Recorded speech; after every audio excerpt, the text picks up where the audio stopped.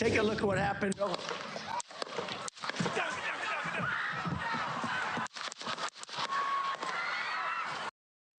One firefighter named Corey Comparator was killed while Trump's ear bled from the assassination attempt at a campaign rally in Butler, Pennsylvania.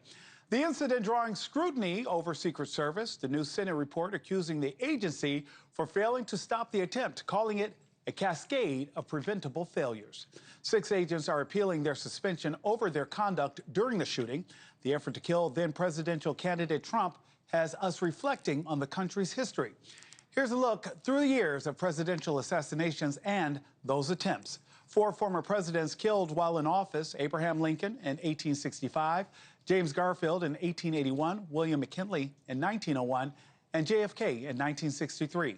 And there have been close calls. Former President Theodore Roosevelt was shot in the chest in a 1912 campaign trail.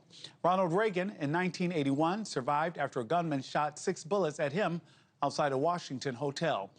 Here now is Charles Marino, author of Terrorists on the Border in Our Country and the CEO of Sentinel Security Solutions. He's also a former Secret Service special agent.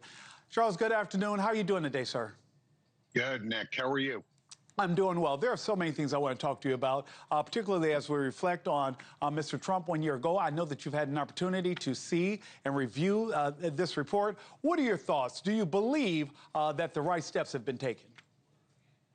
Well, they're in process and being implemented by the new leadership of the Secret Service. But what happened in Butler, Pennsylvania, was a cascade of failures, which the Senate report accurately captures.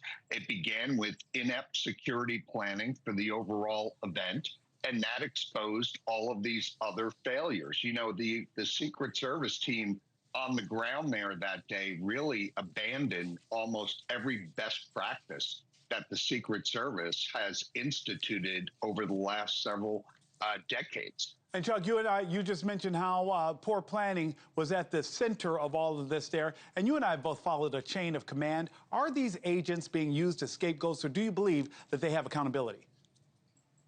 Yeah, I think the agency needed to be looked at in totality. This was a leadership problem. I think under the Biden administration, we had seen standards lowered within the Secret Service in accordance to a dedication to DEI programs. We know that the workforce was overworked due to high turnover through retirements and resignations, and everything is impacted to include training when you're in that type of scenario. The other thing, too, and this falls squarely on the leadership at the time, is why, based on the threat level specific to the president, why weren't the appropriate resources being given to match the overall threat level? And Chuck, since the attack a year ago, it seems that threats against public figures have become more common and persistent. What can be done to limit the amount of political threats and violence both sides of the aisle seem to be facing right now?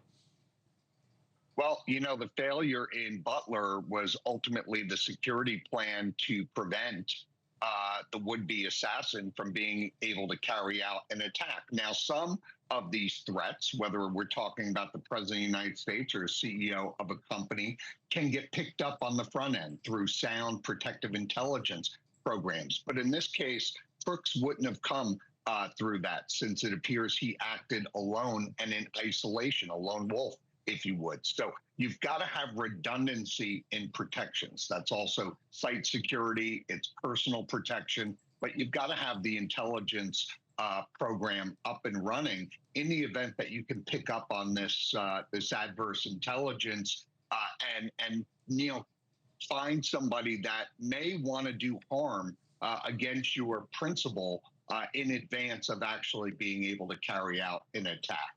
Thank you for watching. Subscribe below and download our NewsNation app right now on your phone, and you will get fact-based, unbiased news for all Americans.